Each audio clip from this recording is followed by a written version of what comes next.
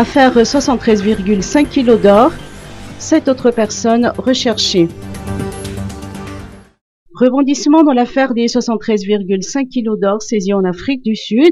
La gendarmerie nationale vient de lancer un avis de recherche à l'encontre d'Njian Armstrong, 47 ans, Saadi Fanouiz Ben Sanal Salim, 44 ans, Mahmoudou Saïd, 37 ans, Azali Failaza Pachiko, 39 ans, Tuki Nathan Ditedi, 41 ans, et Njianantenanambinchou, Pierre Steni, 24 ans.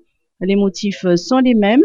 Implication dans l'affaire de mise en circulation à titre gratuit de substances minérales avec des pièces justificatives sciemment établies de façon inexacte, faux et usage de faux en écriture publique, abus de fonction, corruption active, corruption passive, délit de contrebande par aéronef, non-respect des obligations de rapatriement de devises, acte d'exploitation de substances minérales et mise en circulation à titre gratuit de substances minérales.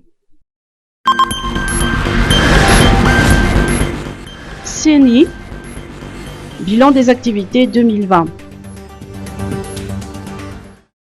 La Commission électorale nationale indépendante au CENI a présenté son rapport d'activité 2020 ce matin à l'Arbi. Outre l'organisation des élections sénatoriales, la CENI a pu apporter des corrections à la liste électorale 2019-2020. Elle a recherché les inscriptions multiples et est parvenue à supprimer 97 371 lignes du fichier électoral. 45 934 numéros de CIN identiques ont ainsi été supprimés. Fanoura Koutenjazak, rapporteur général de la CENI, a souligné que la CENI ne peut corriger la liste sans la présence de l'intéressé. La CENI a également mené des corrections au niveau des Fouktandi. Vartinj, en vente dès aujourd'hui. Selon le ministère de l'Industrie, du Commerce et de l'Artisanat, le Vartinj était disponible dès ce matin dans les points de vente des quartiers d'Issouch, Indotapena, Nkmalartchou, Atomadink, Soran, Isurak et Ambalavoïsouch. Le Vartinj est au prix de 1500 arrières le kilo. Chaque foyer peut acheter 5 kilos de riz par semaine en présentant son carnet de Fouktandi. L'organisation de la commercialisation est en cours pour que le Vartinj puisse être disponible dans tous les quartiers. UNICEF, au chevet des enfants du Sud.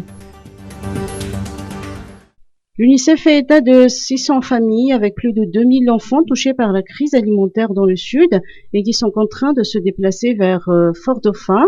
La situation est jugée alarmante, d'autant que cette organisation internationale craint la hausse de ces chiffres dans les prochains mois. Outre le volet alimentaire, la scolarisation de ces enfants préoccupe également l'UNICEF. Elle a décidé de soutenir le ministère de l'Éducation nationale et sa direction de la région Anous en mettant en place des cours de remise à niveau ou crâne pour les élèves du CP au CM2. Cette étape est jugée nécessaire avant la reprise des cours normaux.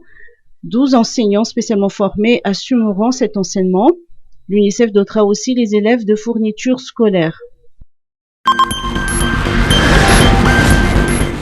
Mahazang, construction d'infrastructures sportives.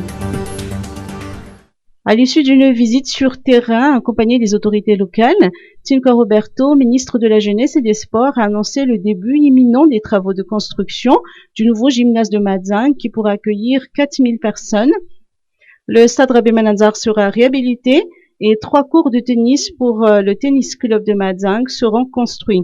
Par ailleurs, les travaux de construction d'une piscine olympique à un psychne se poursuivent et devraient être achevés d'ici le mois de septembre prochain. La construction de ces nouvelles infrastructures sont destinées aux compétitions internationales telles que les 11e Jeux des îles de l'océan Indien en 2023.